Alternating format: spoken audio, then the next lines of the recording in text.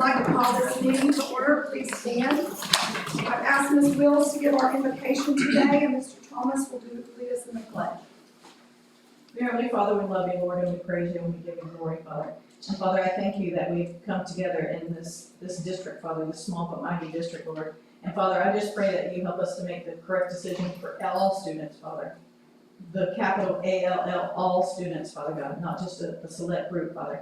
And so, Father, today, in the name of Jesus, as we move forward, Lord, I just pray that your anointing be upon us, Father God, your strength be upon us, and that we do all things to your glory, Father, in Jesus' name. Please join me in the pledge. I pledge allegiance to the flag of the United States of America and to the republic for which it stands, one nation, under God, indivisible, with liberty and justice for all. Thank you. You may be seated.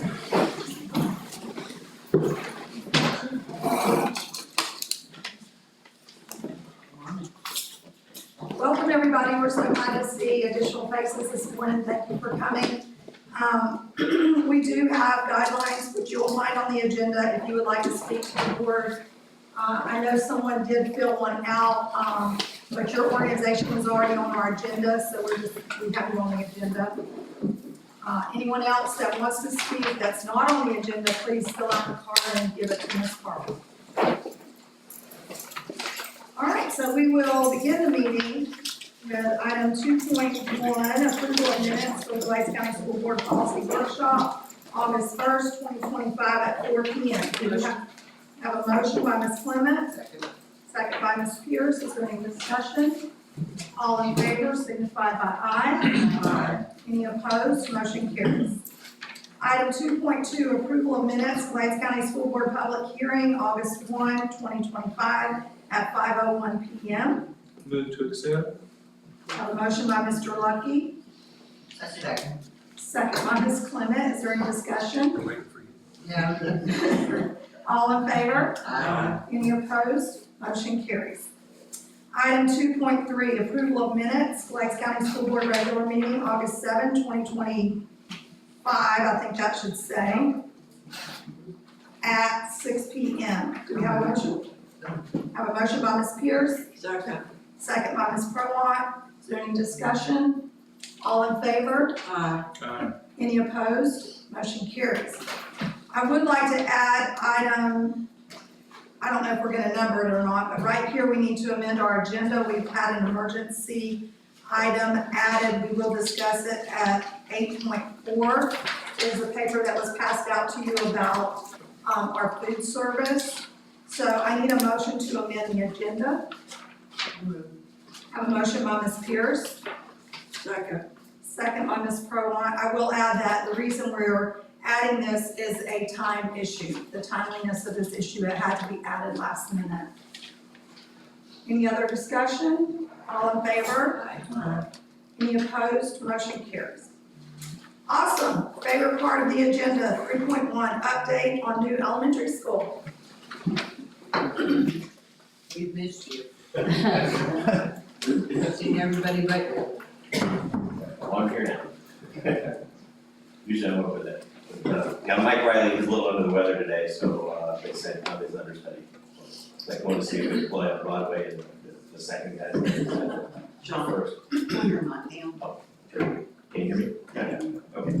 All right, well, things are still going well over there, but we have a lot of, challenges that we work through every day. Just to give you kind of an overall update, and I'll take any questions and tell you about a few more things that are kind of, further down the road. Roofing on the cafeteria, we're about 50% complete on that, which that's very important to us. We're all dried in now, so everybody can work inside without fear of weather or anything else. Our drywall, which is usually when the drywall is done, we can't make any more changes, so we're 90% complete on drywall now. So that's very important to us. We've started painting inside, so you can see what the colors are starting to look like. A lot of it is still just the underpaint, and then we gotta go back over with the right color. So you might see a weird color, but a lot of times that's because that's just the primer. So that's happening now. We've got all of our air conditioning equipment here, so we're, that's a big deal right now, because a lot of that stuff, we ordered that stuff over a year ago, and it's always sweating to get it here, and it's here now, so that's very important to us. We're starting exterior doors, and you can see the windows are going in, and the brick's still going on. We're doing all the low voltage, and I think Jonathan and Brian have done an incredible job with working through the security and how all the access control works and all that stuff. And you hate to think about it this way, but safety is so important today. And they've looked at it from every angle, and I'm very pleased with the work that I've seen them do as a complete team, so thank you both for that. And then we're starting to do a lot of the sidewalks and what we call AC pads where the equipment goes, all that's going on the outside now. So the outside is really starting to take shape. You can go out there and you can see the base. And when are we pouring asphalt over there? It will About be, 2 or 3 more weeks? yeah, Okay. 2 weeks. So, and we'll put asphalt down, and then we do it in what we call 2 lifts. You'll see 1 lift of asphalt go down, and then the landscapers go around and tear it all up. And then we go put another lift in. So there's always a final lift right at the last minute that we put down, so you'll see that going on over there as well. And then, in September, they'll be bringing in the playground equipment. So all of this stuff is it comes together pretty fast, and we're set up to finish strong, so we're excited. We are still waiting on final electric from the city to energize our system, so the guys in the trailer, they call them almost every day, trying to get us energized, and we're told that should be next week, so then we can starting up AC equipment and testing electrical systems and all that. So we can't do that till we have the permanent power, and it's kind of outside our control, so we just have to wait patiently until they're ready to service. So that should happen next week. If it doesn't, we may call some help. We're starting acoustical ceiling work, so a lot of the overhead stuff is done, the HVAC system, the electric, a lot of that stuff is all done. So we're starting to put in the grid like this here that holds the lights and the acoustical ceiling, so that's all starting to happen now on the inside. And then it's December 18th is, we've set that as the grand opening. Dr. Barfield and I have both approved the invitation, so you'll be seeing those start to come out. And so that's, we should be ready by then. And furniture set for the first week of December, is that, we'll start bringing in furniture and getting everything ready. So, our hope is that by December 18th, as you walk through, it looks like it's a school that's ready to open for business. So far we're on time. Thank Any questions? Curious what the issue is with the city and the power. Do they give you a reason why they're? It's, they're all, some of them are worse than others, but none of them are any good, as far as power companies. We work with FDNL, Duke, and, I think they're all cut from the same cloth. It's just, we'll get to you when we get to you, and there's always a greater reason why they can't get there. But I think they're doing their best. They're just, they have resource constraints like a lot of other, people in our industry do. They have the same type of problems. So, we're not in deep trouble as a result of it, but if they told us it's gonna be another month, that would really hurt our ability to get done on time. But right now, we're just waiting till the possible moment. And our team has done I'm very proud of the work that our team has done, because there have been a lot of challenges, and they just keep working around them and figuring out another way to get stuff done. And they'll do some things that are what we call out of sequence work, but they've done that to stay on schedule. And I just, it's like, well, that was a great idea. So they've done a lot of that out on this project to overcome challenges, whether it was created within our control or outside our control. And Brian's helped us through it with a number of them, and Dr. Barfield has helped with a number of them as well, where we've had to make some last minute decisions on some things, pivot a little bit. And we just do it as a team, and it's worked out great. So, but if we don't get power next week, I'll be calling after. I just want to say 2 things. I had a compliment this week by probably our biggest critic in this county about this project, and he told me that he wanted to say that he has never seen a group of workers so diligent and so professional working, and he said everyone could take note from how well those men and women over there are working, and that is true. And they work from the time they get here till the time that they go home, I mean, you see them running back from lunch, I mean, they are constantly, doing what they're supposed to do. And so I just wanna compliment your staff on picking good people. Thank you for that. And the second thing is, Facebook, you know, we all loathe it, I guess is a better word. But you know how it has Facebook memories at the bottom and you can see where you were 3 years ago, 4 years ago. Well, 3 years ago, I wanna say this week or last week, I believe, we were in Tallahassee. And we were stopped at a truck stop or a gas station, and we were crying and celebrating that we were ranked #1 to get our money. And look where we are now, so that's. I showed that on, it was on my Yeah, memories and. It was your page, yes, so what a testament to just working together, and I can't, you know, I've told you this, and I know our board has said this, but, I just really am in awe of the professionalism of your company Thank you. and of, you know, how the state views Glades County right now, because you don't want your name to be on the bad list in Tallahassee right now. And we are definitely on the good list of, you know, we were given the money and we immediately went to work. And there is a project that was gifted the money at the same time we were, and they don't even have a shovel on the ground yet. So we received the money, we were gracious and very thankful and blessed that we were able to jump right in it. So I wanna personally thank you, and, you know, we know that there's other superintendents and school boards that are, you know, what's going on, you know, what's the process, and I'm blessed that, you know, Tallahassee's telling them, go to Glades County, look and see what they're doing down there, so kudos to this board and to Wiseman. Well, I appreciate that. As far as, you know, my company goes, the saying I have is, you know how a turtle gets on a fence post? He doesn't get there by himself. I was There's gonna a lot say, of no people way. around him, and I'm surrounded by really, really good people, and the whole team, the architect, the ownership team, you all, you know, we've had a really good run now. One thing I will say, that some of you will be going over to visit and spending time over there. Until that grand opening, you know, safety is very important, and so please wear the right shoes, get some gear, hard hat, vest, make sure that everybody can see you. Please, you know, I'm just always worried about safety when we get to the end, because everybody starts rushing, and I come at safety from a position of faith. You treat people how you expect to be treated. Everyone over there deserves to be safe, and our guys have worked very hard on that. But now's the time where that starts to get a little bit sloppy, especially when other people start coming in, so please, just remember safety is very important. Hard to believe we broke ground 1 year ago. I know, it's great. Any other questions or comments? All right, thank you Thank you very again. much. Thank you. Thanks for sharing that. I just. All right, we're gonna move to item 4.1, presentation by the Muse Community Association. Please introduce yourselves when you get up to the podium.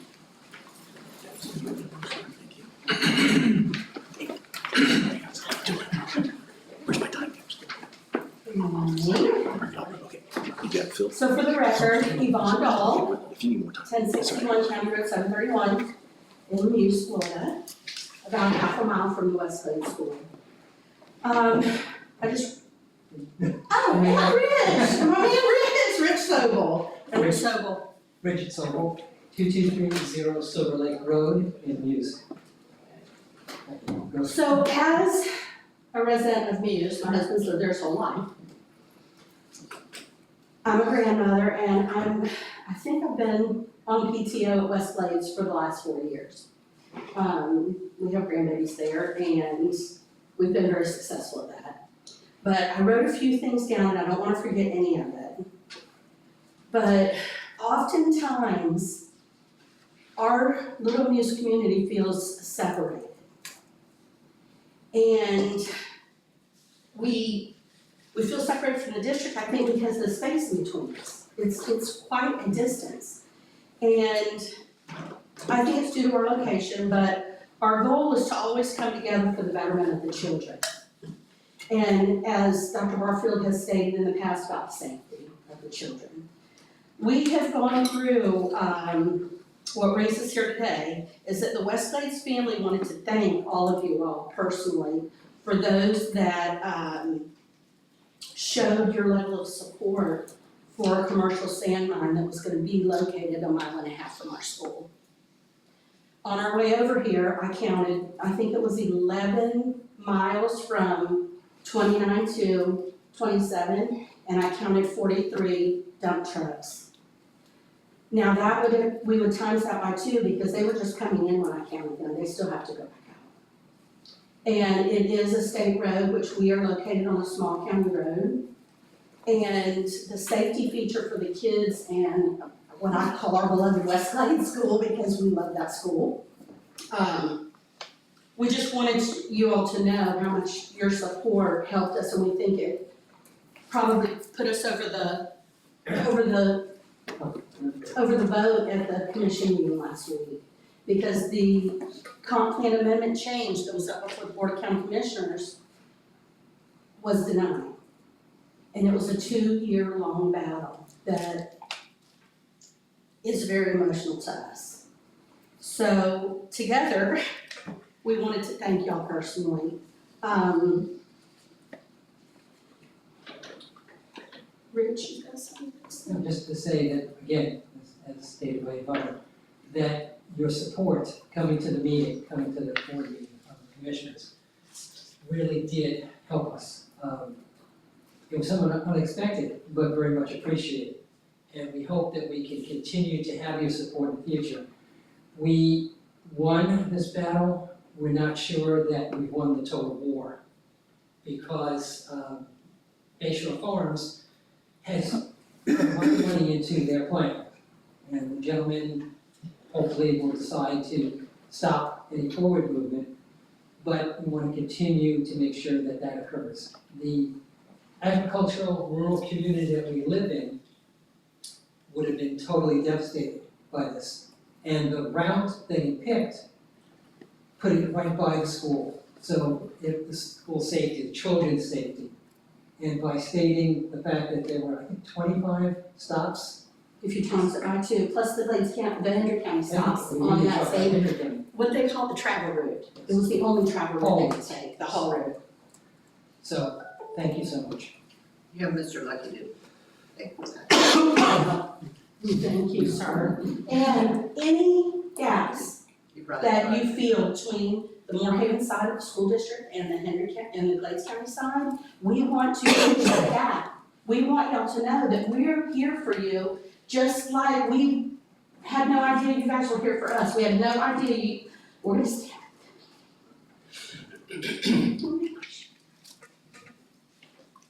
Thank you. Thank you all. Oh, one more thing. Our state representative is coming to our Muse community on September 16th at 6 o'clock. Anybody that would like to attend, you're more than welcome. It's on the That's Facebook Haley's out. page. Ms. Hall, someone asked, was it gonna be, what type of, is she gonna speak? Is it gonna be, I saw the questions have been asked a lot on the page, so can you address that? She's gonna do a short presentation and open to questions. Okay. That's what I talked to her assistant about. And there's a bunch of questions that are being developed about that. Her Where's the specialty- date again? The date, September 16th, 6 o'clock at the Muse Community Association Building, 3897 Loblolly Bay Road. It's probably that you talked to her campaign. She's up for election next year. Election. I am going to be, I've been asked to speak at the National Superintendent's Forum again, and so I'm giving a presentation, but I changed my plans to fly back, and I land at like 4:47, and then I'm gonna be, I'm coming, so save me a seat, because I know it's gonna be packed. So we start at 6, she'll be on the agenda about 6:30. Yes, that gives you 30 minutes. I did it. 30 minutes. We're probably meeting about that before it's all over. Do you all have any questions for us? I want to thank you for your work on the PTO, because I've been there, done that, and it's sometimes a thankless job, and I appreciate your work on that committee. We've enjoyed that. And we do value West Glades. I worked there, my grandchildren went there, Miss Clement's children go there. I went there. Larry opened the school, you know, we all have had, you know, connections to the school, and And it is very dear to us, and it's always, at the top when it comes to scores, so we're always looking at them for help and advice. And we do appreciate it, and I apologize if we don't do a good job communicating that. Well, it was a 3-2 vote, so we almost didn't make it. But we're not gonna go there, and we're gonna take the high road, and we're gonna thank our commissioners, just like we did with you, because we were not expecting you that day, and we just want you guys to know how much we appreciate it. And if you ever feel like you need help and use, all you have to do is give us a call. Please. Okay, thank you so much, we appreciate you. Thank you. Any Y'all other can always comments? stay, but for the presentations, I don't know how, if you have to go. Yeah. I know Westways is presenting, I know they would, maybe, might be something interesting. Of course. Oh, no, that was good, that was good, that was the group, to clarify what Patty was saying is that it wasn't me, I just was the one that could be there that day.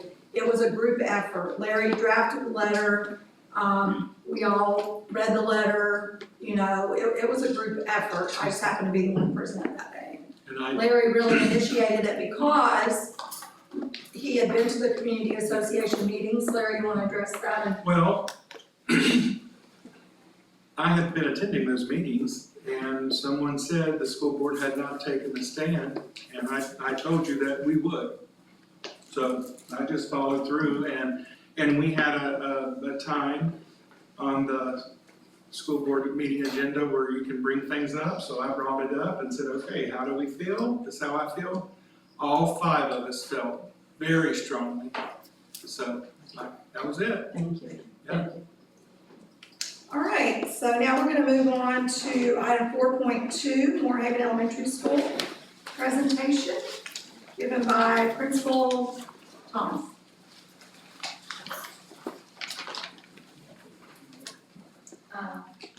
Ms. Summerall?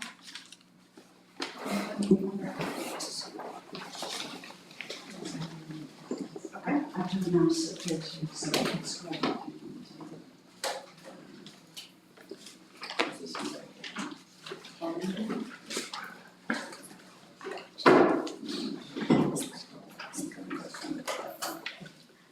All right, good morning, everybody.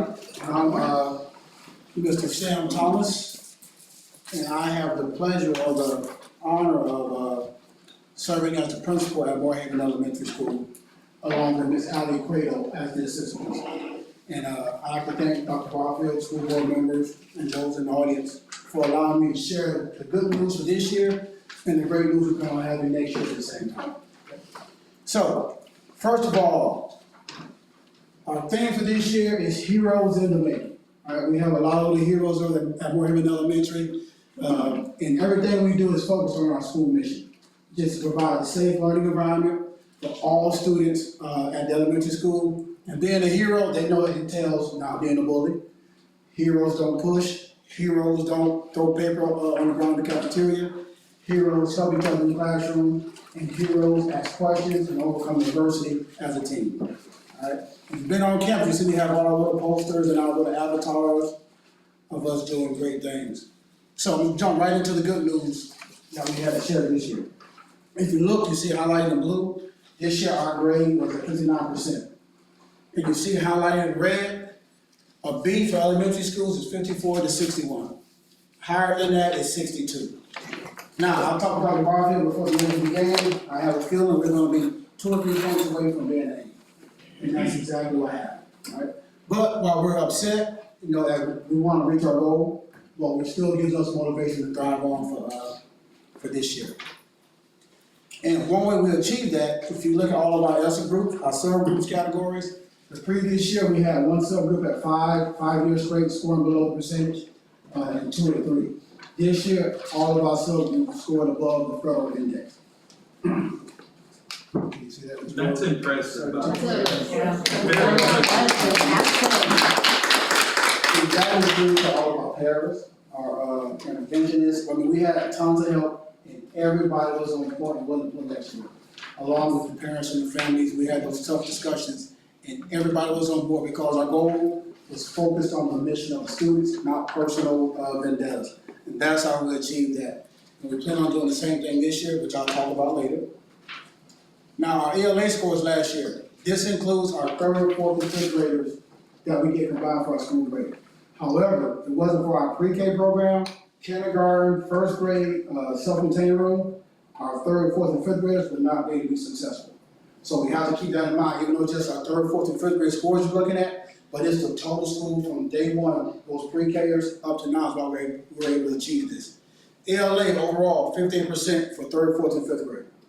All right, and you scroll down, which is a good number, we're not satisfied with that, but it's a pretty good number. But what was more impressive, you look at our third grade numbers right here, where it says, is it 62%? The year before was only at 42%. That was a big jump just for our third graders alone to being proficient. That's not learning games, that's just straight 3s or higher for our third graders, right? Which was a good job by our third grade team.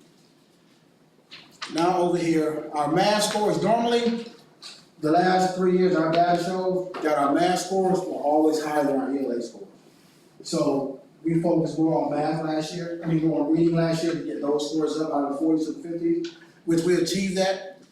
Now, you look at our math score, third, fourth, and fifth, 53%. Now, let's keep this in mind, it's a low number compared to what they normally score, and Mr. Harris was really moved about this, by the way. I'll try to give them some positive information. 53%, one grade low, and this is not nothing put on the bus, was at 25% proficient, which is very low. But overall, as an average, it's still at 53. So just keep that in mind, still have a score this in the 50s, with one group scoring that low, it's still a positive thing to look at, but we still know we have areas to grow. And next up, we see our science score. If Ms. Bartley, she's gonna pull her hair out every year, and she's been working to death already this year. Each year, her and Mr. Nairhead scores have went from 60%, 62%, and last year at 64% proficient in science, fifth grade science, right? And I would say this couldn't be done without the assistance of the Glaze Education Foundation. Every time she needed extra money to get other resources for her kids for science, they've been right there on the ball and helping out without asking any questions. What does she need? We'll get it to her. And that was a great job, and she was very grateful for that help. And Ms. Barber wanted me to make sure I address that to you guys this morning. Now, our learning gains. ELA, like I said, that was our main focus, was excellent. 6-day learning gains, if you look at our lowest 25%, 87% learning gains for our lowest 25%, which is excellent in ELA. Like I said, and that goes back to our parents who work hard. I mean, it's just tremendous. Even seeing it this year already, how resilient teachers and staff has been so far this year. Math, we know we have to work on our math, and that's been our focus. And later on, I'm gonna talk about how we identify how we're gonna get those scores back to where they need to be for the whole year. Okay. And with all those together, even our math being that low and our learning gain 30%, we're still at 59%. So we just maintain where we are. We should be an assistant A, no less than a B, throughout the rest of the years coming. moving forward. Okay. Now, into that, this is our goal for next year. All right, across the board, and this is what the teachers came up with during our first meeting this week. ELA, math, science across the board, 60% proficient. Everybody, look, that's kind of high. I said, no, that's the standard. That's the bare minimum we have to get across the board for every subject. And for our learning gains, 65% learning gains, and our lowest 25, 65%. Okay, and how are we going to get there? All right, we've already identified our lowest 25, that's from first grade on up, they've been identified based on their scores. Not just, our ones that's tested. Every grade level, every teacher has a student rank and scale scores. The lowest 25% has been identified. We have our intervention times already built in our schedules for our subgroups, in our classroom. And I have to commend our parents, especially Ms. Lewis and Ms. Jenkins. They've got their skills worked out because they're doing 3 grade levels at a time. So they're going to get every grade level throughout the day. They said, Mr. Thomas, we're going to make it happen. We're not going to drop below the expectation. So I really want to give them credit and on how hard they've been doing to make sure they can meet all those students throughout the day each week to give them their service that they need. And then we're tracking data. Not just, one of our biggest weaknesses has been, we have teachers in the classroom, they're monitoring, but they're not monitoring in real time. So now we have tracking forms in place where they're going to monitor students' performance real time to make sure we hit that tier 1, that core 80%, our core instruction. 80% of their kids are gonna master that standard, because they're gonna go back and reteach. Make sure they all understand and go about it. Along with our programs like progress monitoring, IXL, benchmark, PM1 and PM2. And earlier, like I said, our mission statement. Everything that we do is about creating lifelong learners by providing a quality education and safe environment of trust, understanding, and respect. That is our mission statement, and everything that we make is centered around that. Whether it's wiping tables, teaching math, if it's not focused on our mission statement, then it's not gonna happen. That's what it all comes back to. So we can have that 8, which we're shooting for, not just for this year, but also in the years to come. Any questions? Yes, sir. When I was looking at this, I saw that, there was data on 3rd grade, learning gains, and I wanna know what data is used for that, because in the past, we never had 3rd grade learning gains, you had, so what are they doing now? The students that were retained, they don't score a 2 or 3 on the LA, they're retained in the 3rd grade. Okay, So those students will be counted. so that's what that data is, it's the ones that were retained. Yes, sir. Okay, thank you. Are teachers doing their own small group interventions in reading? Yes, in class, they have their own small group also. Right. This is additional to that. Okay, They've already been in the classroom. thank you, Mr. Thomas. Yes, sir.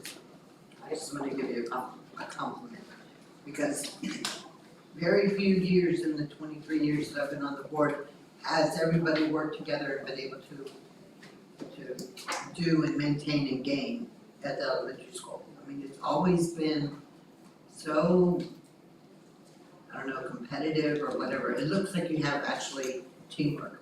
Yes. And I can call the I school, wanna Dr. know- Roy, anytime. I wanna know, did that happen from some of the training that's been available, or do you know what changed the, I think it's just, besides yourself? no, I think it's just training and focusing on, like I said, the students, and if we need help, I can reach out to several mentors in the room if I need help or guidance. The phone is already answered, okay, do it this way if I have a question. Not being afraid to ask if you need something has been a big part within the staff. Well, now you have a situation, come ask, the leadership, and then I'll ask the director. Just trying to change that attitude from us against them to this, we trying to get to the goal we're trying to. You're the 5th principal that's been there since I've been on board, so, I mean, I've seen great things. Yes, ma'am, thank you. Okay, any other questions? Sam, I just wanna commend you again. One of the things, I was a past kindergarten teacher, I've been a couple of different grade levels, but 30 years ago, I was a kindergarten teacher.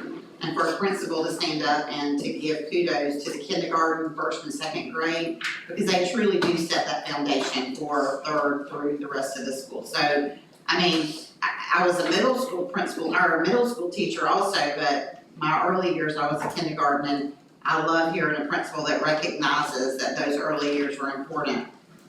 The next thing that I wanted to say was, I wanna say it was either the 1st or 2nd day of the new school year, I get an email from Mr. Thomas, and I was like, what are these names? Like, what? They had already identified those students, they were already working on, they already had a plan, and he had sent me the plan, and I was just, I knew that we were in for a good year, because that needed to be a focus for a long time. And, I know people say, I'm a data person, and I know I get teased a lot about it, I'm a little obsessed with data, but if it's not in the data, then it truly isn't happening, and you can't forward, or you can't fudge what's happening on the data, you can't make that up, that's from the state. And so I'm looking forward to seeing the improvements at Moorhaven Elementary. We were over, Mr. Gresseth and I had walked over earlier this last week, I believe it was, and I was walking through the building, and it almost made me just wanna cry, because the building is truly falling down.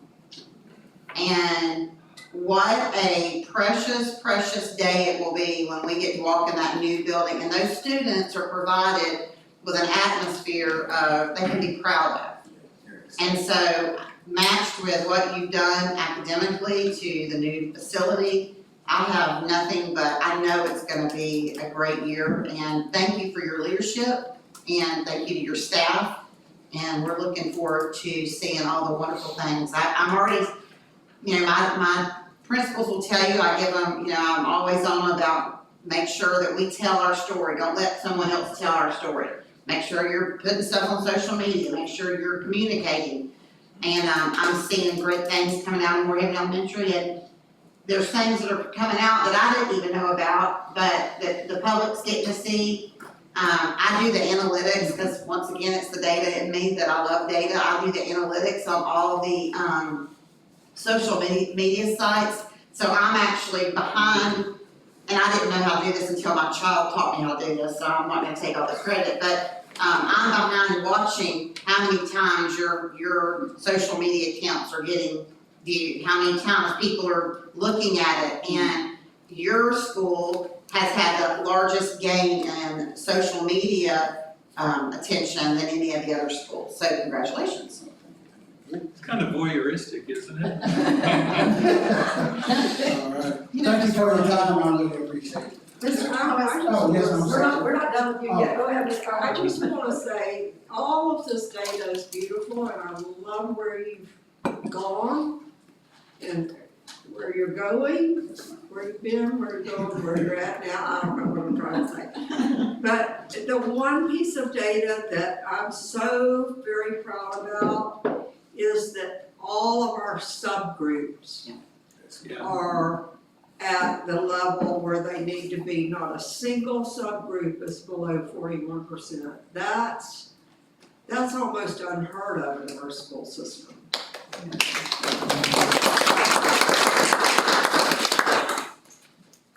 Mr. Thomas, you need to give yourself more credit. So I just want you to know that, you set the tone for the building, for those in the building. And I could feel that when I walked through it, with you the other day. So with all my heart, I say thank you, and all I want from you is to stay. That's right. Please stay. Thank you. Yeah, please. Even on bad days, it's better than my worst days. Right. There you go. I want a lifetime to live. Mr. Thomas, I echo all those accolades, and one thing I notice about you is you see the glass half full. And I love that about you, because even in a negative statistic, you could figure out what was good about it. And that's really important, because there's a lot of hope, that we have a lot of hope for not only you, but the school. And I'm just so super proud of you. And I know your former Cub Scout leader is just, so thank you All so right, much. thank you. Mr. Thomas, also the board, if you will remember, the 25% in the math that that was the group that we had, one class that, I remember, where's Miss Mullins, oh, there she is. We talked to the state about that and decided that there's nothing we could do to change it. But the students, the way that the students were actually taught a concept, they did what they were taught. But then on the test, when they took the test, it was It was a distractor. a distractor, and unfortunately, it killed us.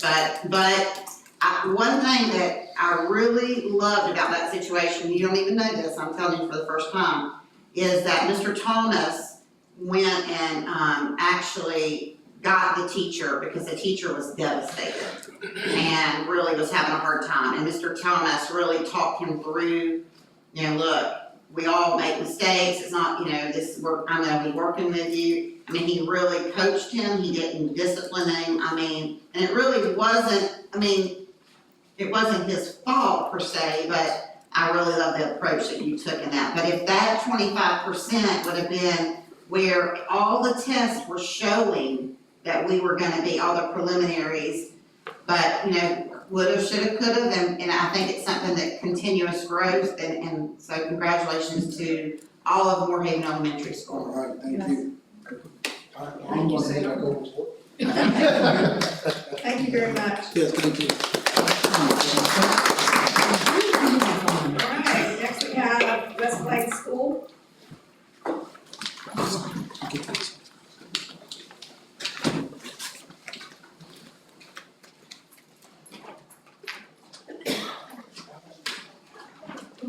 everyone. I'm also a little jealous of the subgroups because we have been in ESE like under the subgroup for almost 6 years. We got out of that this year and I fell below in ELLs. But we're gonna get out of that. Next Next year. year, yeah. No subgroups next year. Oh my goodness. Sorry.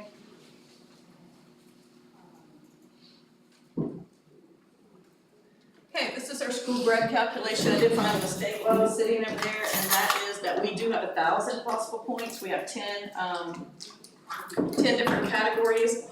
I'm just gonna let you look at that. Some of our highlights, we, as a combination school, we follow the high school, so we have to have a 64 to get an A. This year the state moved it up because a bunch of people got A's, and so they said, well, if they move it up to 65, like it would have taken away a bunch of schools, which is where it kind of probably should be, so next year we are gonna be held to 65. We did score a 67% this year, which is higher than we thought we were gonna be, because of some certification things that I don't know where it went, but it wasn't there, so. We did score 67A, that is our back-to-back A, only the second time that's happened since 2009, 2010. Had to have back-to-back A's, so we were super happy with that. Community was happy. Here are some of our strengths. We had, algebra and geometry, our EOCs were 93%, which is kind of where they should be, right? That's the top of the, we can't really compare with the high school because the high school's testing everyone and we're testing the top of our top. So that's kind of where we should be. Our overall math proficiency for the whole school is 76%. I'm also a math teacher by trade, so, and Mr. Thomas is an English teacher, so you can kind of see that in our scores. His strength is reading minus math. Our learning gains for math is 69% and overall reading proficiency was 62%. And I want to point out that in 3 years, we haven't been under, we haven't been over 50% in reading since 2017, 2018, and that was at 52%. So my first year as principal, we set it at 50. We achieved that barely. I set it at 60, we got 59. So in 3 years, we went up 12 points in our reading. So we've made 12 points of gain in 3 years. Some of our data points that are lower than we want them to be. We made changes on this, so I apologize for that typo. Apparently, y'all made a copy because it didn't go over on this. We didn't really have any growth in the lowest 25%. We were at 57 last year, we're at 57 this year. We are working on that. Our lowest grades for growth in the lowest 25% were 4th grade with 36%, 6th grade with 45%, and 7th grade with 42%. We are doing some things, which I'm going to talk about in a few minutes, to fix that this year. And our civics data. Our civics data is always quite a bit lower than the state average. We had 59 and the state average was 74. This is the largest gap than it normally is. Have you seen the solution for that? Yes. You have one? Yes. So our action plan, at least 70% of our students in the lowest 25% will make growth on the FAST ELA. The great thing about scoring high is that you score high. The really rough thing about scoring high is that your lowest 25% could be a level 3. And so sometimes it's a little harder to get some of the growth. However, Mr. Thomas and then worked that lowest 25%, which we're gonna also be doing this year. That's why he has no subgroups in ESSA, because when you work the lowest 25%, most of your subgroups live there. That's where they're at. They're in the lowest 25%. Especially like ESE, ELL, they're in your lowest 25%. So when you work that lowest 25%, you're not gonna have subgroups. So I'm coming for him next year. That's all. I even shared it with my staff, got all sparked up. And so we're gonna be tracking the lowest 25%. I can't see that. I'll have to look down at this. I apologize.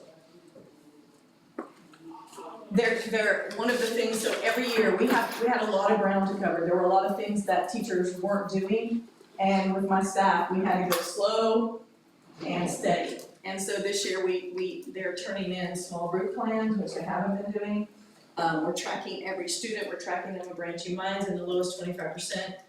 I kind of found there was a little, mix up in what they were thinking about ESE with their tier 2 and tier 1. It was kind of like the common thing was, oh, they've gotten ESE services now, so they don't get tier 1 and 2 and 3, but they do. And so every student has to be tracked in the tier 1, 2, and 3 system. So we're making sure that's happening. And students, kindergarten through 5th grade, the lowest 25 will be pulled from an enrichment once a week. That has not started, but it will. I want to have a conversation with every parent who has a student in the lowest 25%, so that they understand where their student is. They will be missing art the first semester, and they will miss music the second semester, so they at least get those 2 electives. Somebody's like, well, they'd probably give up music. Well, that's kind of a little bit of my, my method. If they wanna be in art, then they'll test out, right? They'll put some effort into it. So that's one of the things we're doing, is pulling them from enrichment once a week, plus they're also getting all tiers, which I don't think I don't think they were doing it like they were supposed to. So, our civic scores, Who's doing that? Jessica Dozier, So it's one person that's doing, keeping one track. person, she's new to our school. Yeah, and I didn't mean to tell me a person's name, I'm sorry. Yes, she's, Okay, no, she's new to our school, and my gifted teacher, instructional coach, whatever you wanna call her, her forte is civics. Like, that is her biggest background. She's a great reading coach, but she has a lot of civics knowledge. And so she's mentoring her. And so they did data last year. She has a lot of hands-on manipulatives. She works directly with the lady, Carrie, I can't remember her name, Jen. What's the state lady, Mr. Dr. Roy? The Carly state's Brennan. lady, Carly Brennan. Yeah. She's been working with her. They sat down this summer and they did, like, this teacher hadn't even drawn a check yet, and they sat down and they did a pacing guide to make sure that all standards were gonna get covered, and there's gonna be a lot of differentiation in the tier 1 instruction. So, that's one of the things we're gonna do. They're gonna take some progress monitoring and take the data, scaffolding, differentiation in the tier 1, and daily review for tier 2. They have already created the pacing guide.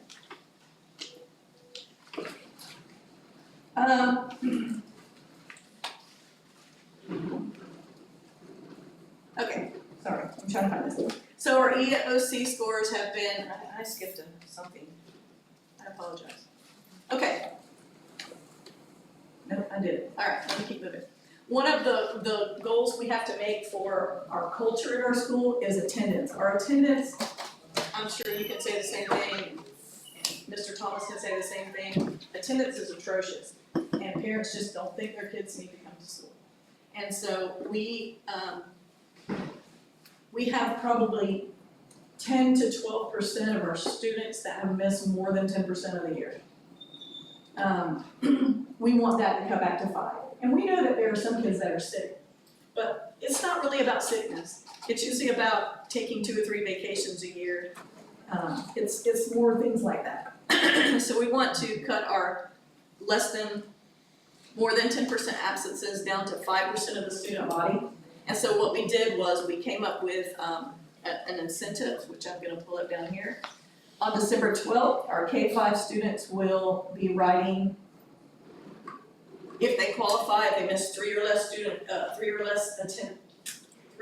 days of any kind, excused or unexcused. Because here's the thing, if it's an excused absence, you still miss the day. So it really doesn't matter. And we also made sure that the parents understood 4 checkouts and 4 tardies equal 1 unexcused absence. So if they miss 3 or less days in whatever fashion, they will be eligible to ride the train, the Sugar Express out of Cliston on December 12th. That's the thing. And a lot of parents are like we had some kids, beginning of the year getting a little bit of trouble, like, this doesn't affect the train ride, does it? And I said, no, man, that's all about attendance. You could be horrible and still ride that train if you let them. But we all know those students usually don't miss school. And we think we're gonna have so many students that we made a different incentive for 6th through 8th grade, because we didn't think they were on a right train, so they are gonna be going to Top Golf if they get 3 or less. So we do have some incentives in place. The parents are excited about it, I think they think they're riding, but I don't think we're gonna have room for them. But, Tina, can I just say Yes, something real quick? I want the board to know that, the train was a very deliberate. I can tell you, so as you know, some of you may know that I have had all principals have to send me a request for activity. If they're, just let me know what's going on, and I can approve it, I can make sure everything is micromanaged, say what you want, I don't care, I'm gonna do it because I feel like I need to do it. That's your job. Tina was, and the Westglades administration were the first to submit their first batch of, and I say batch because they got right up here now with Westglades, but she was very deliberate in how she approached her requests, and she did it based on what her school needed, and she recognized that the attendance was an issue, so they immediately went to how to solve that attendance problem with incentives for the students. So a lot of times we get, requests to go on field trips, or we wanna go to the zoo, or whatever, and it's not really tied. But I will say that at Westglades and under Ms. Will's leadership, they've done a very good job of making sure that any trip that they have decided to go on or that they wanna go on, everything is based around making sure that these numbers and this data looks good for you all and for their staff and their students. So I just wanted to say that. our initiative is called Getting on Track with Attendance, with a train or whatever, and, so all the kids are super excited about it, and they're, like, I've had parents say, he had a sniffle, and he's like, I can't stay home, I gotta ride the train. So they're super excited about it, And the train ride is very nice. Well, and another thing of what Dr. Barfield's talking about is I asked my teachers, my team leaders, to take their kids on a cultural field trip at Christmas time. I want them to do something cultural because we have students who are reading stories about a surfboard, they have no idea what it is, they've never been to the beach. We live in Florida and they've never been to the beach. They've never ridden a train, they've never gone to the movies. And so, our early, field trips are all cultural. They're going to Dolly Gander, they're going to the Broadway Palms. Some people are kids who get out and see the world and experience things. So when they read a story about a play or a dinner play, or anything, a zoo, that they understand and that they have some background knowledge. So that's what I'm doing. So here's some initiatives. We're continuing with data chats last year before the third PM. And we I felt like we were behind the 8 ball a little bit. I think we should have done it earlier, and we are this year. We sat down, and admin and the coach and the teachers sat down with every student that was going to test, kindergarten through 8th grade. And we sat down and we set a goal. And I can say that on my, maybe 3 kids said, oh, I think I can get that goal because we set a minimum goal for them. Every other kid was like, I'm only 5 points from a 4, I don't wanna just get a 3. I don't care if that's all I gotta get, I wanna get a 4. Or you know what, I'm only 10 points from a 5. Most kids who set their own goal set it above where they thought, like they were going for the goal. And so we were super excited about that. So we're gonna continue student data chats. We're gonna have additional interventions with the lowest 25%. Some of my teachers are like, yeah, that's kind of sad. Well, if we can't read, then, being the best artist in the world is not gonna help us.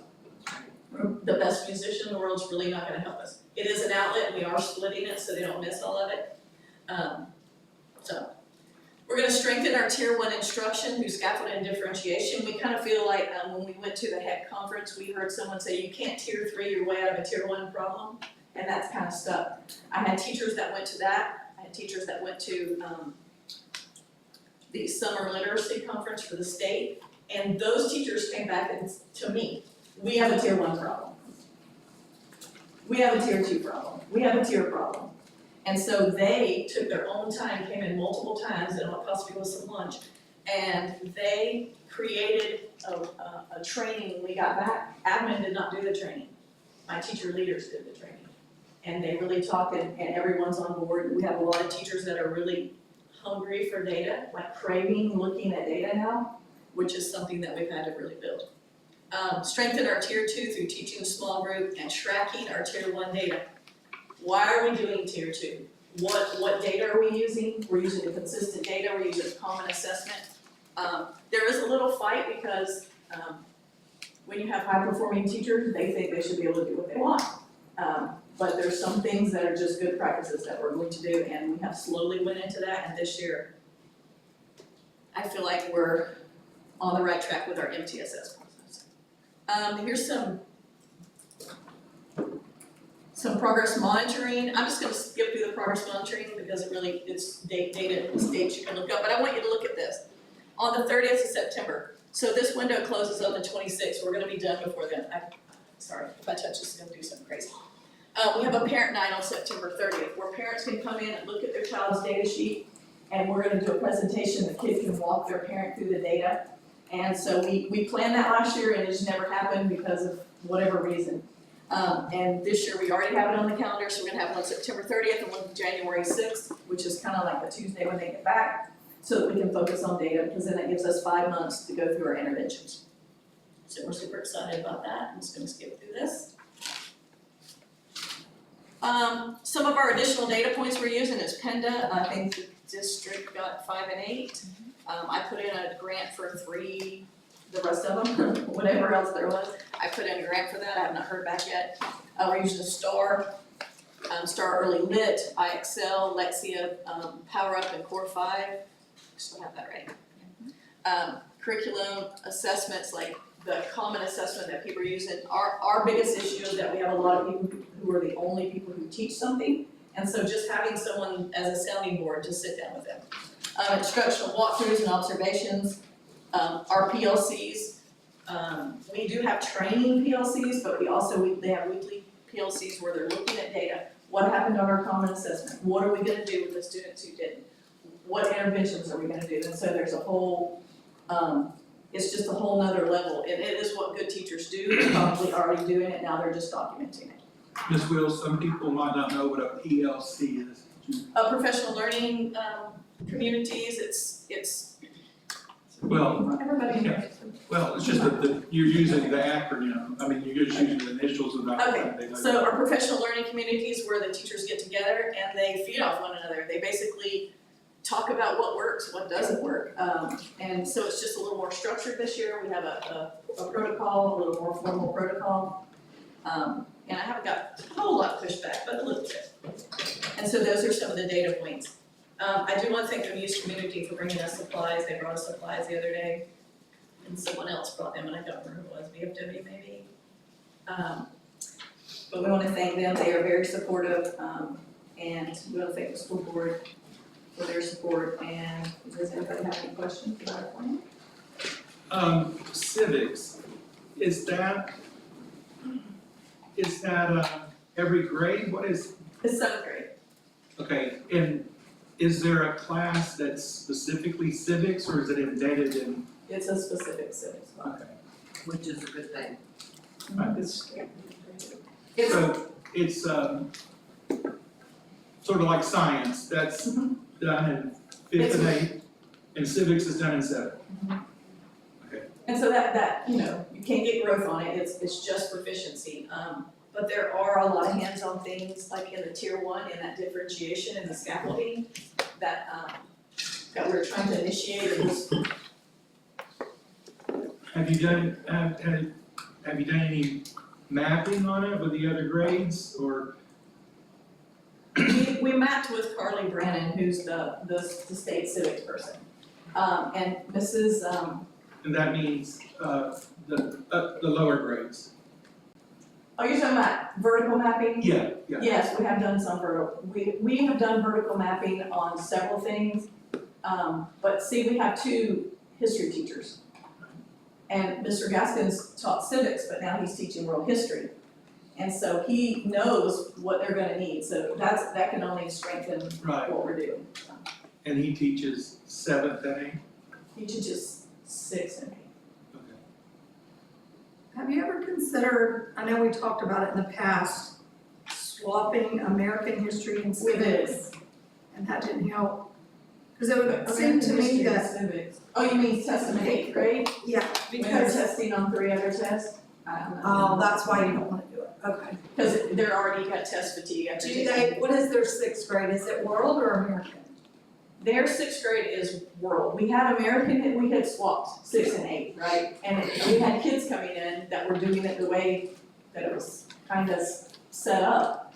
And then we're having to put them, 6th graders in an 8th grade room or 8th graders in a 6th grade room. And it really wasn't working, that wasn't how Moorhaven did it either, and so we were having kids back and forth, and so it was really causing some confusion. And once again, Mrs. Tyler was saying, look, you can take world history and look at the foundations and see how government was built. And so she helped them focus on those things, so while they're teaching world history, they're really focusing on the government. That's kind of her,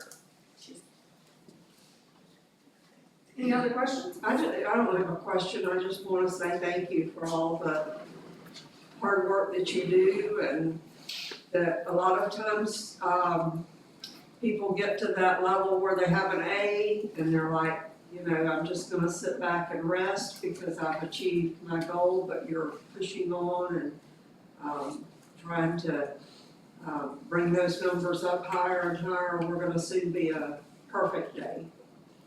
well, so we kind of, I mean, that's what we're always going for. Well, of course, yeah. My 3rd grade team is super strong. I think they had like 69% passing but they're in reading, and their math was like 82%. My 7th grade, and all my middle school math scores are just through the roof.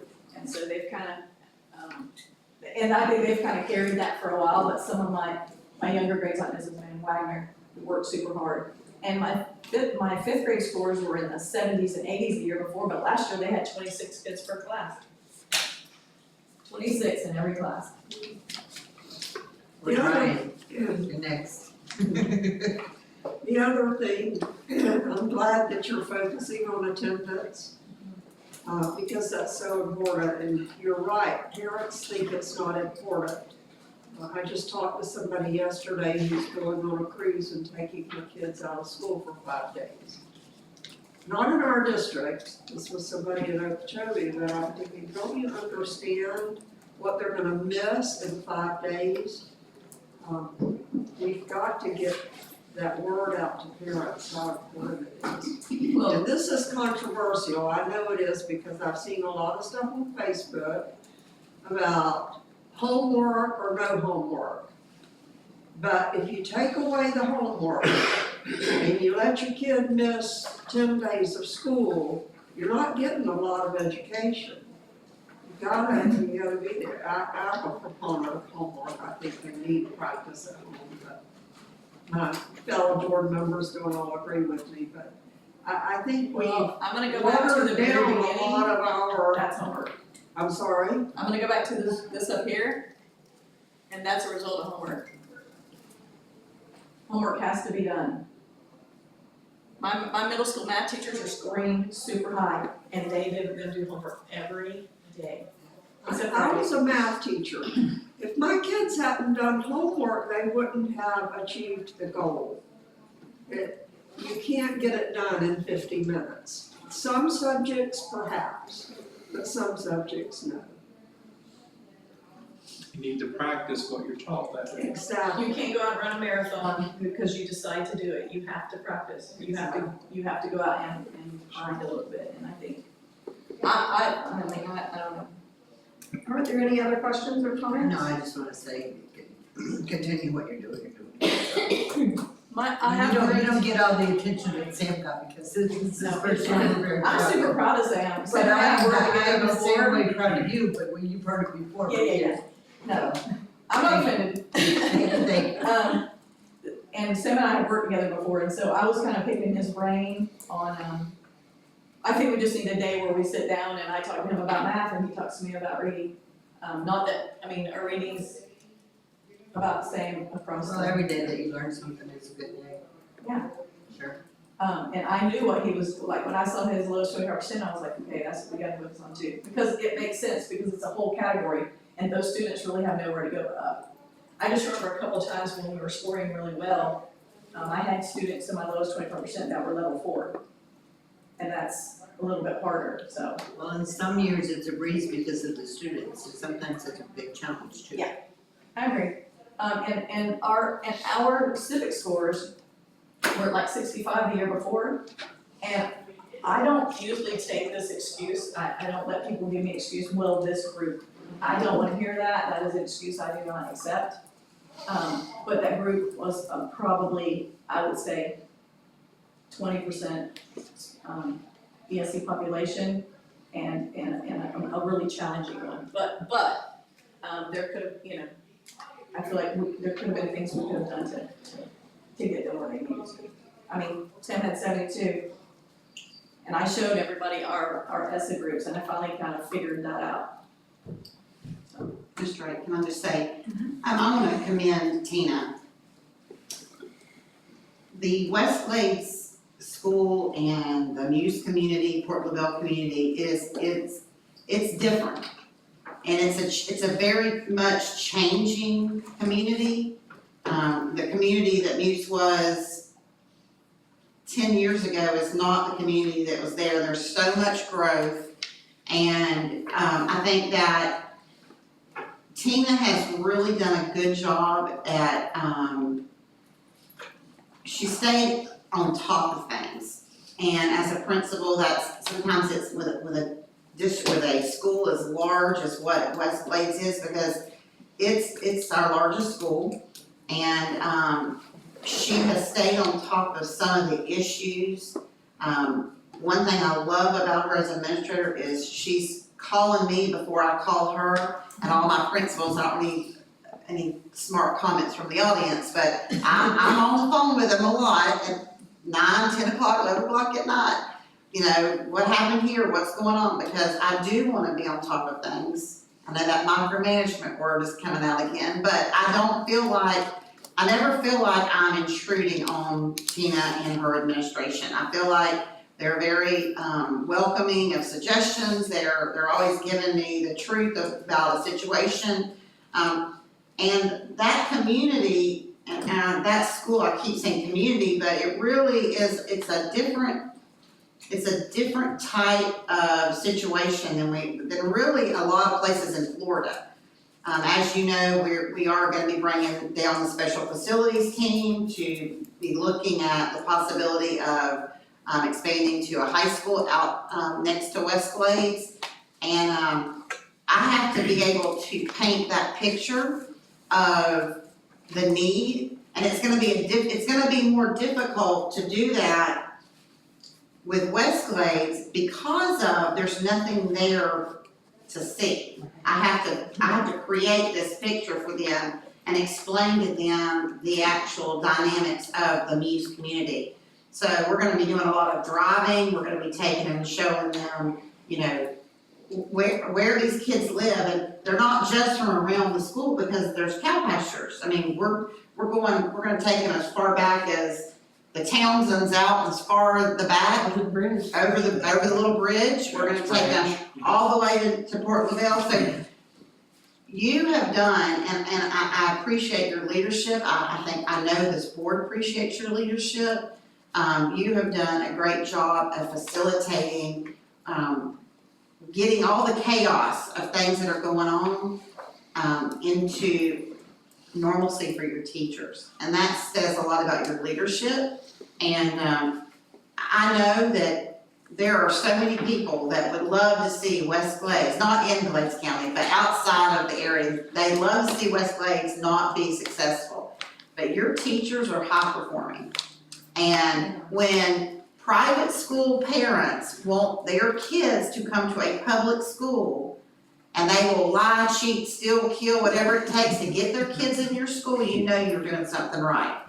And I was at an event a couple of weeks ago in Alva, and one of my best friends is the principal at Alva, so I don't, you know, if anybody says anything, I don't wanna offend her.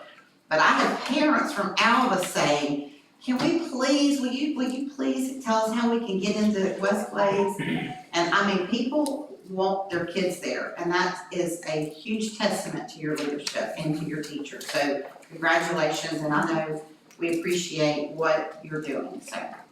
Well, we're coming for Sam on the ESSA group. so- Thank you. Well, I do wanna say too, as much as we're working with Mr. Thomas, Dr. Boyd in the middle school grades, I know that their teachers in our groups would tremendously be approving with the team. Yeah, and we're open to, like, on some of these peach days, if we can, like, if they're not in anything, we'd be open to some cross-district planning, they could share their lesson plans back and forth. Because the one thing that I do know about my teachers, they know how to teach standards and get through them and review, and they know how to get results. So, and, I just remember some conversations I used to have with my cross-county partner a long time ago. He always would say, Tina, where are you at? Because he did the same thing I did. Tina, where are you at with your advanced kids? And I would be like, I don't know, chapter 7. Where are you at with your low kids? Chapter 7. Because they have to take the same test. And he just couldn't wrap his brain around that. He would always say, I don't know how you're doing that. You have to do it. They have to be there. If you're only teaching half the standards to your lowest students, they're never getting a full curriculum. They're always gonna be your lowest student. It's because you ran around with that big hammer and you hit them in the head with it. It was blow-up hammer, but it ran mistake. And are you comfortable with your Chromebooks and their ability for testing next week? Yeah, I think so. I had Mr. Zahn checking into some stuff about that. The biggest problem was that when sixth graders get in sixth grade, they have to have a random password, Which is new this year. which is new. And so instead of their like TW 1, 2, 3, 4, 5, 6, like their birth date and their initials, now they have to have a random one, so the computer generates this, I don't even know what it is, it probably is nonsense. And so they have to be able to put that in, but, Mr. Azan is awesome. He's an awesome IT guy and he comes in sick, he stays, I leave sometimes and he's there. He comes in on the weekends, he really does a great job. Thank you, Tina. Thank you very much, we appreciate your hard work. I'm in trouble. Can I just make one comment? Sure. To get your attendance up, would allowing the students who have never missed a day to attend the PTO AR or AD honor roll party, could we add those kids to that? And maybe as an incentive? Okay. Okay. Dr. Roy, we're gonna move to item 4.4, Moravian Middle High School presentation.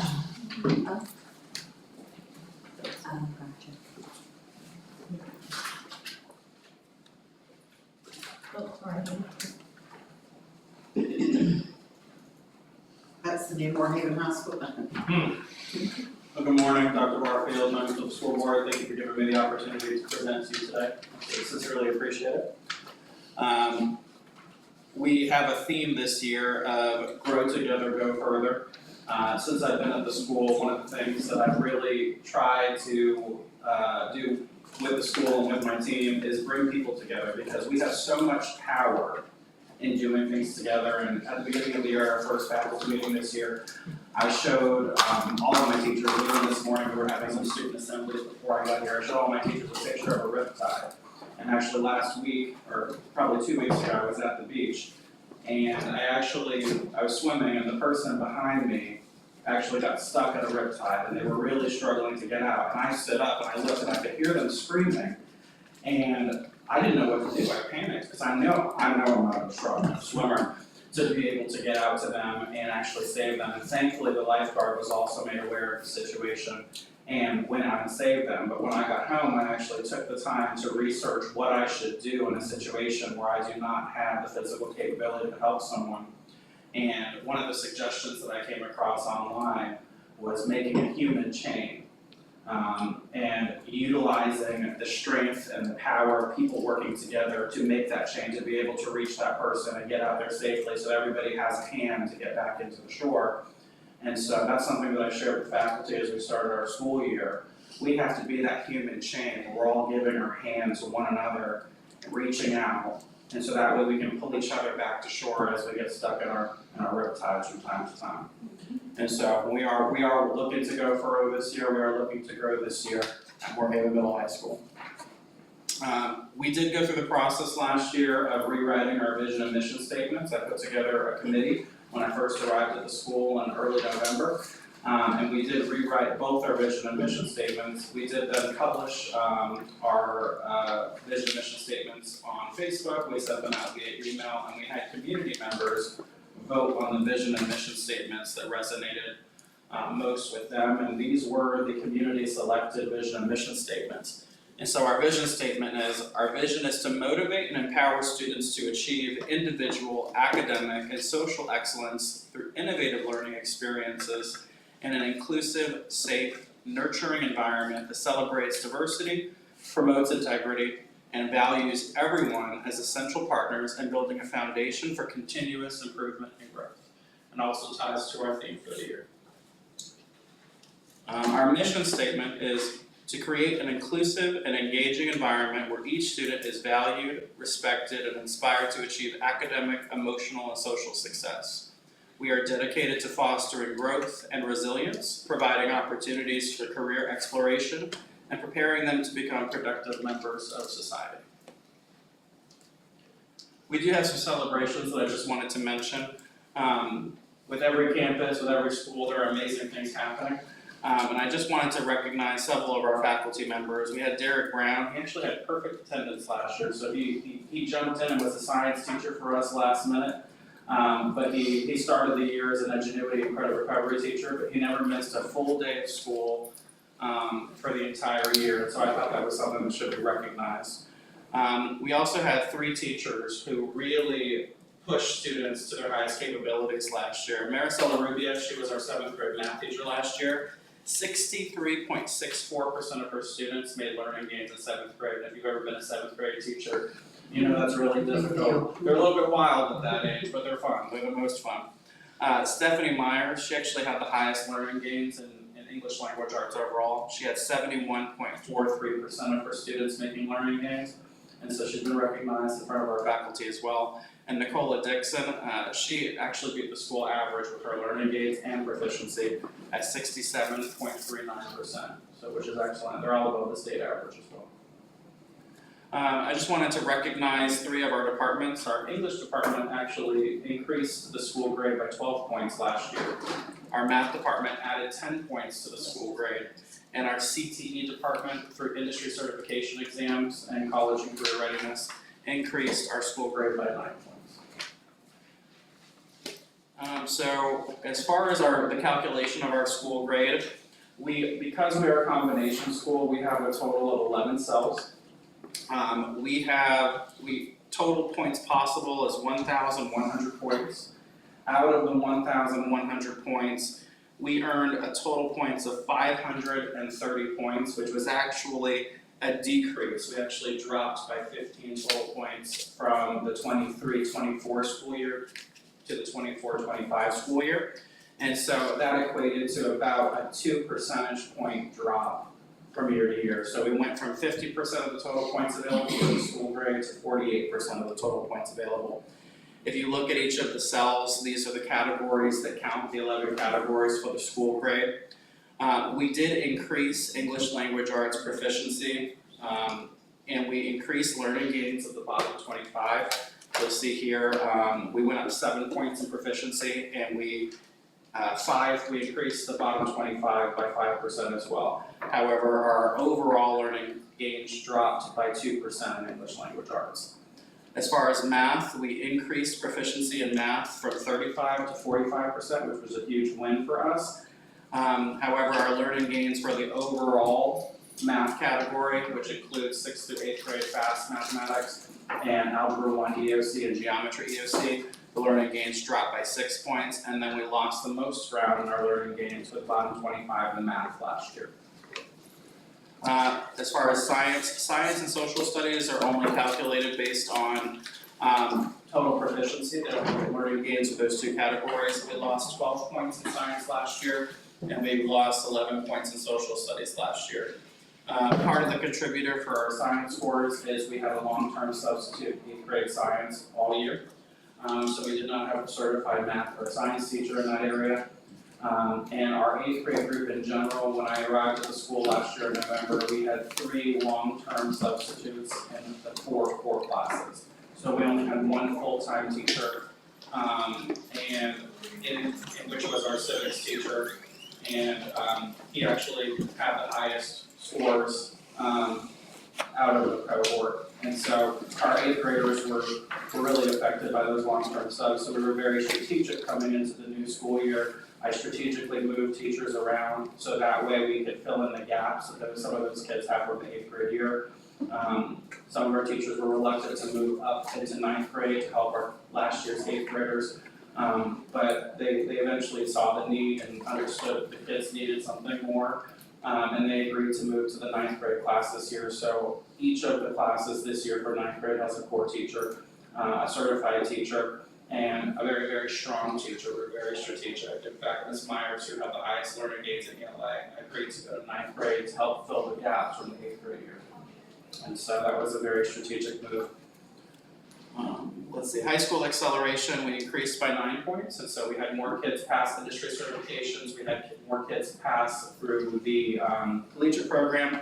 Middle school acceleration, we had 0 points, and so high school is all about strategic scheduling. A lot of the points that come for a school grade in the high school has to do with how you schedule students and what courses you schedule students into. So in order to get points in the middle school acceleration category, you have to have students scheduled into 8th grade algebra. So any student who is proficient in math at the end of 7th grade must be scheduled into 8th grade algebra, otherwise they count as a negative point on your school grade. You don't get any points for that category. So last year there were 0 students scheduled into 8th grade algebra when I arrived. This year we have every single student who was proficient on the 7th grade fast math test scheduled into 8th grade algebra this year, and so we should have 95% or higher in this category next year. Again, it's all about scheduling. Kids have to be scheduled for the opportunities to be able to make the growth in that area. And of course, our graduation rate went up by 4 points because of the work that was done prior to my arrival, and so it's wonderful. I'm just gonna stop you right there, just because as I'm thinking of this, I don't think a lot of people understand that, what you just said. A lot of what he's going over is scheduling. It is making sure that the kids are scheduled. We lost such a huge amount of points because there was no kids scheduled in those classes, so that's 0 points, and you have no opportunities to get any points if you have no kids in those classes. So that is a huge strength of yours, is knowing what, you know what this is about. You know how students need to be scheduled, you know where to get your points. And unfortunately, for you, a lot of these points are, it takes years to see a difference. So, you want to address that a little bit? So that means you're gonna have to stay here for years. Yes. Don't think about leaving. They are lagging indicators. And in fact, this year we've actually, so you have to wait 2 years to get these points on your school grade. And so the 0% was actually from 2 school years ago. And so last year we did some work to raise middle school achievement, but it will not be it for this coming school year until the next school year. I do also want to point out that we made some drastic changes for high school acceleration this year as well. Some of the students are upset because we put some more parameters in place, but in order to get the high school acceleration category to be at a higher percentage, you have to schedule students into industry certification courses, or they have to take a college course in high school and pass it. And so now students are not allowed to have senior privilege unless they have earned an industry certification or taken a college course. And so we started communicating that with students this year, that to have a privilege, you need to meet these specific requirements, and that requirement is that they've passed an industry certification test, which is either done through business, nursing, or, drawing a blank, what was it? Is it ag? Ag, excuse me. And nursing, ag, or business. And so, or they can be part of our collegiate program, or they can enroll for dual enrollment at Florida Southwestern State College, and they can just need to pass one class. A lot of students have passed student success in the past, and that counts for a dual enrollment point, which gives us a point in that category. But that won't show up until next school year, or will that be this school year? Is that lagging data? Yes, industry certifications and anything with collegiate is lagging. Lagging, okay. So whatever we earn this year won't show up till next year's school grade. Why is that? I mean, you have the data pretty quick after the semester ends. I think it has to do with graduation rate. So it's my understanding that the state of Florida allows students to graduate with their cohort up through Survey 5, which is done in August. And then what they do is they ask for the original 9th grade cohort list from 4 years ago. And both high school acceleration and the graduation rate are compared to the original enrollment list. They then compare that to withdrawal codes, and they look to see if students were, basically they're looking to see if those students graduated based on their withdrawal call. So if they were withdrawn out of a Florida school and not put into another school, that counts negatively against your graduation rate. They also measure that to count for your acceleration point. So a lot of people think that acceleration counts the same way that English proficiency does. Unfortunately, it doesn't. They're just looking at your graduating cohort. So in other words, in the state of Florida, students have 4 years to earn an industry certification or complete some type of college and career readiness program and earn credit for that. And so I think it takes so long because they want to make sure that the data they have is accurate, and they usually release it in December or January.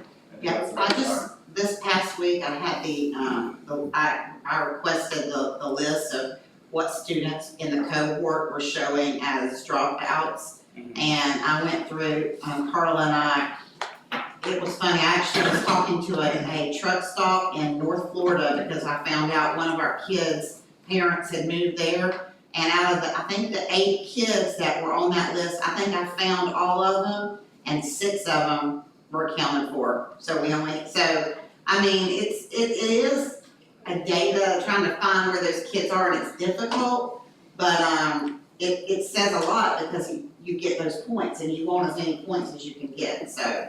You basically have to prove that the kid didn't drop out of school. Or if the student does drop out of school, you have to go and find them, either get them enrolled in another school. Right.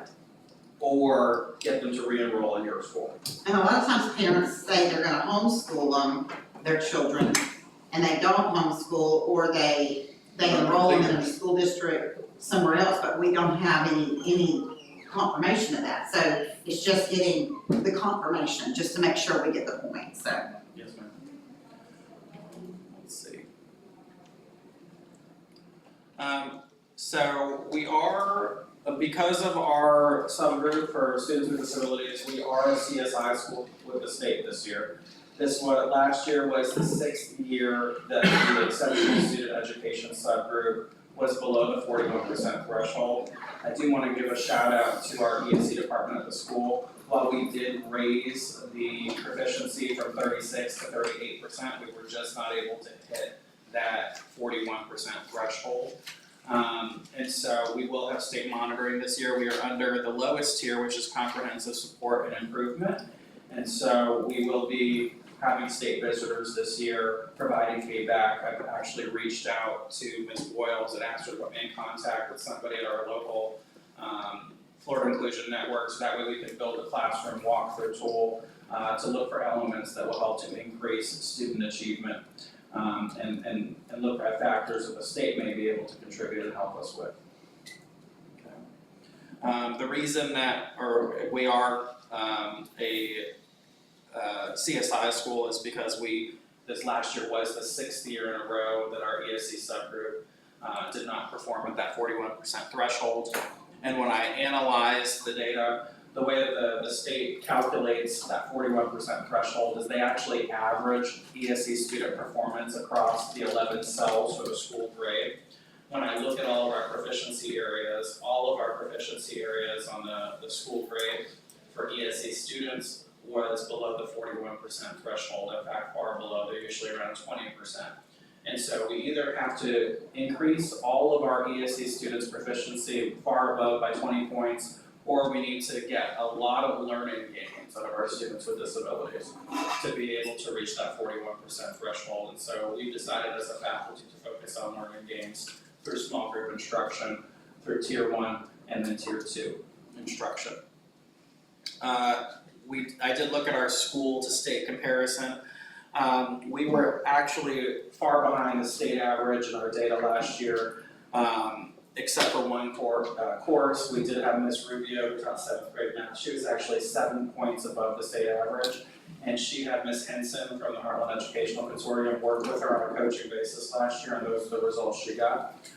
So we actually have the Heartland Educational Consortium coming in and doing coaching with our teachers all year this year. So we're gonna be doing lots and lots of instructional rounds.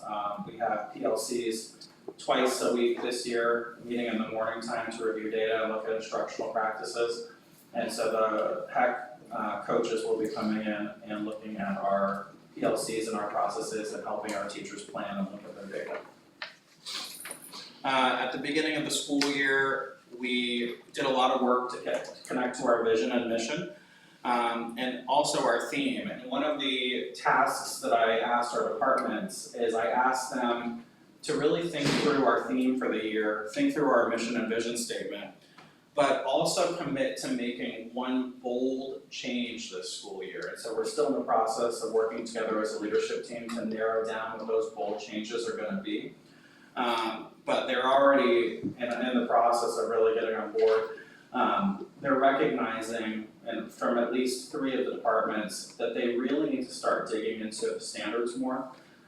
That's the bold change they're wanting to make. A lot of our teachers are aware of the standards, they understand what needs to be taught, but they may be missing a part of the standard. You know, a student may be expected to know the definition of a specific word like citizen, but they have to be able to explain how a citizen can be explained in the context of the US government. And so they might be learning the definition and using the definition in a context, but they may not have done the explanation part. And so we are getting into making sure that our student assessments and mini assessments and in-class formative assessments match the true intent of each standard. And so that's what we're gonna be doing in our PLCs this year. That was a mouthful, what It you was. just said. Sorry It about that. really was. Any questions? No, sir, I mean, I get it. It's critical thinking. It's not just knowledge level, is what you're saying, right? They have to raise the rigor. Okay. And they have to match it. Like I said, we're getting stuck at this place of just delivering content to students. We're not actually handing the baton to the students and saying, here, now you explain it to me. Here, now show me that you know how to do it. Apply it. Yeah, apply it. We're telling them what we want them to know, but we're not assessing them enough to know that they need to show us that they can do it. We've taken quite a few action steps this school year to increase student achievement. We have created a school leadership team. We're actually going to be meeting once a month as a school leadership team in the morning time to monitor the school improvement plan. And so each of these action steps and this data are going to be monitored. Once each month, we're going to have a discussion as a school leadership team to address our areas of focus.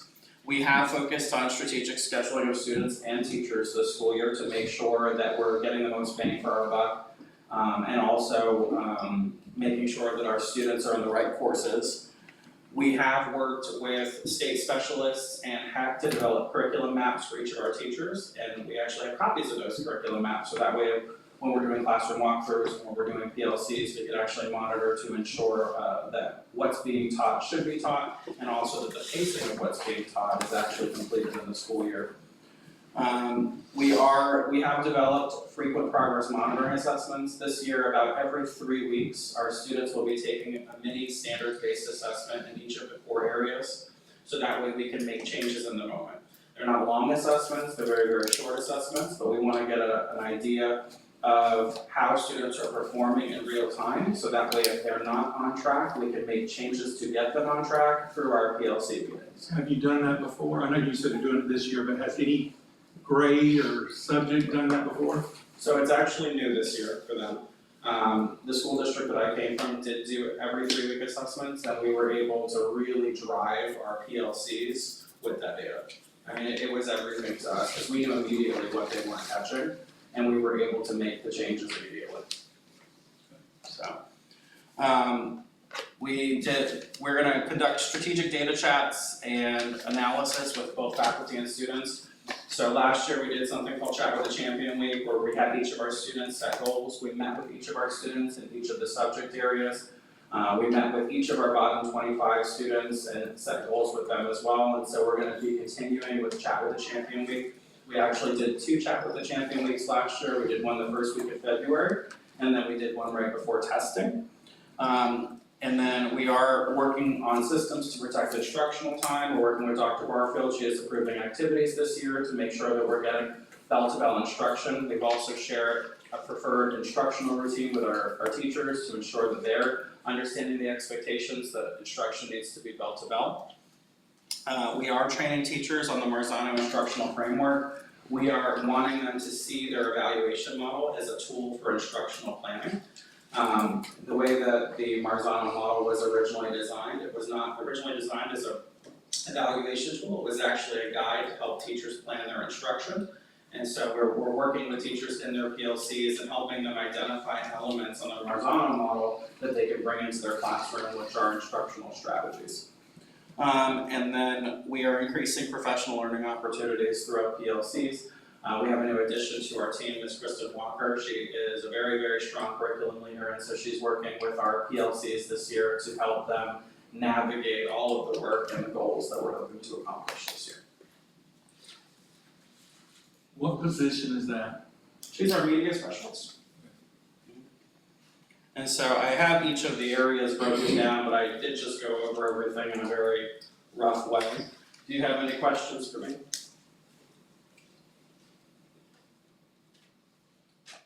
How do we know what students are being measured for the graduation rate?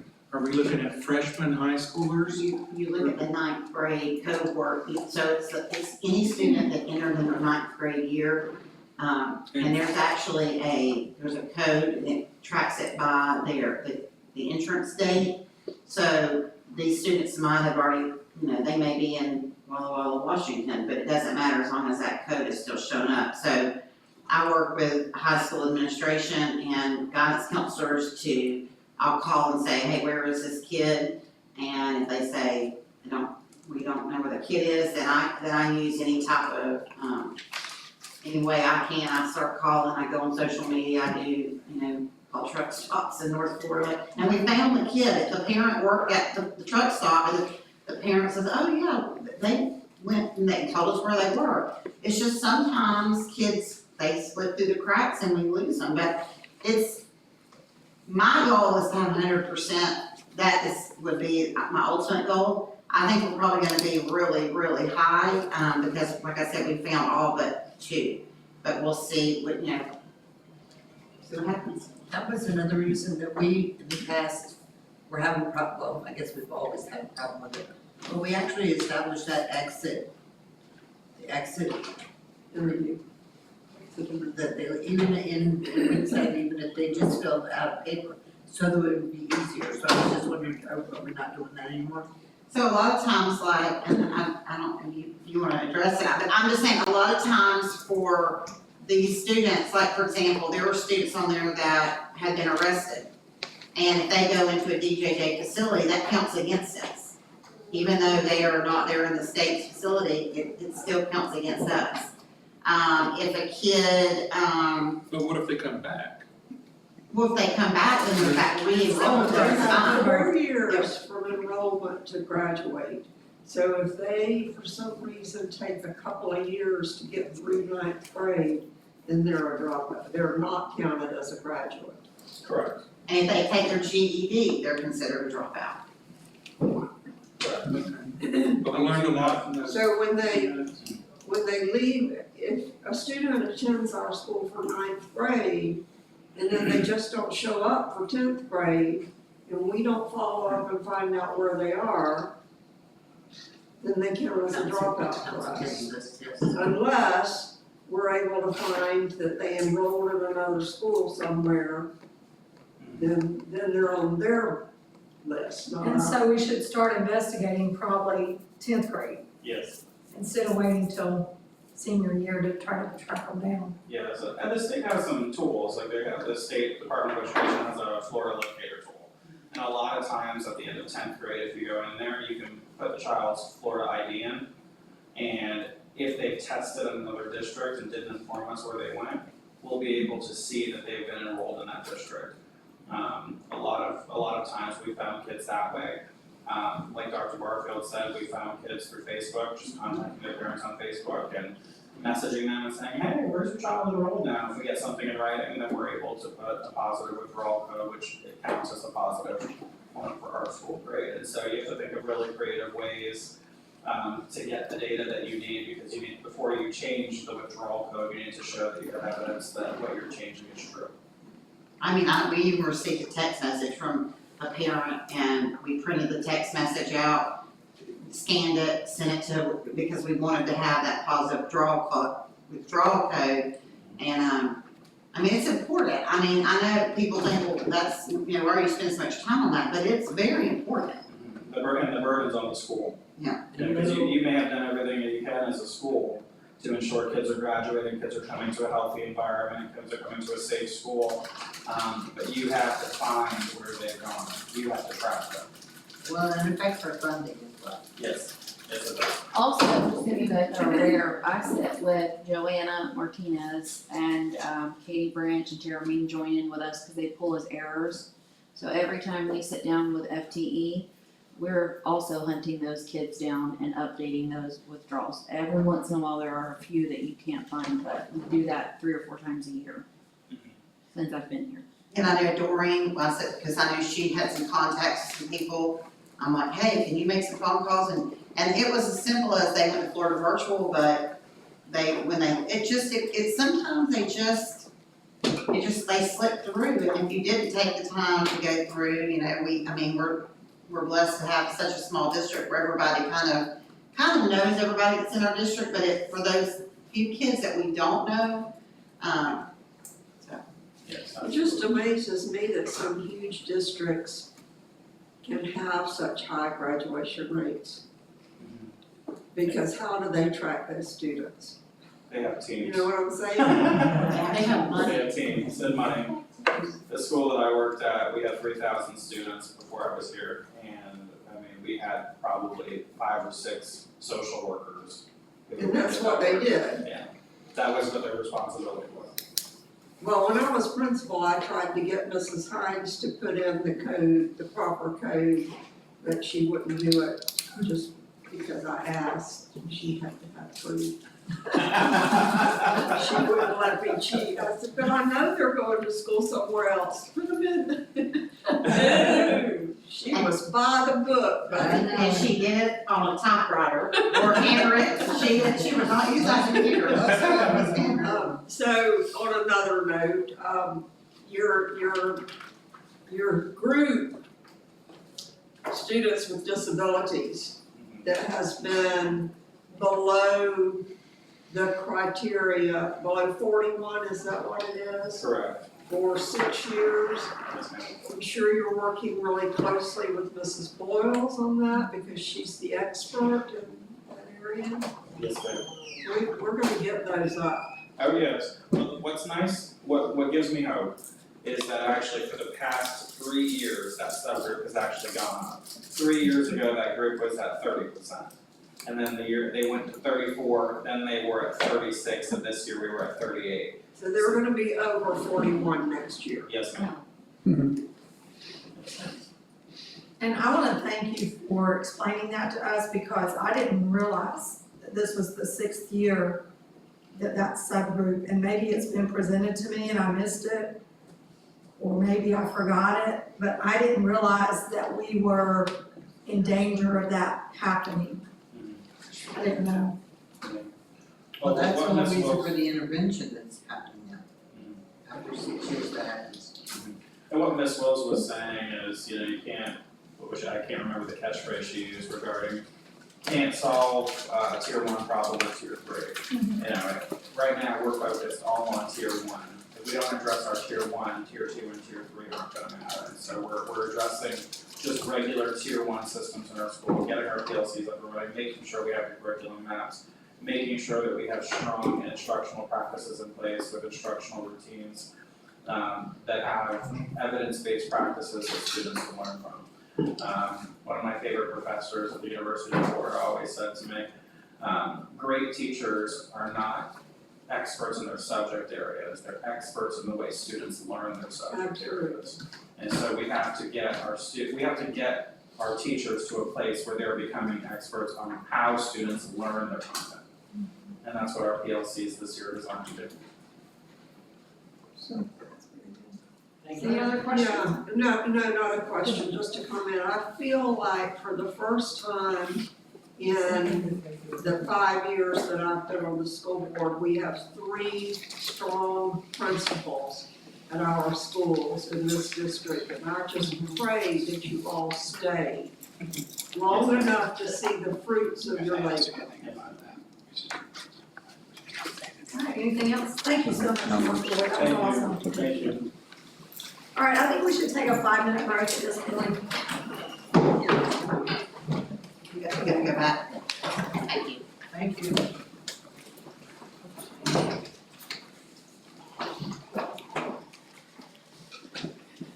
Okay, do you mind if I share that with the board? What you text me? Yeah. Katie just Good left. thing to talk. Nurse home.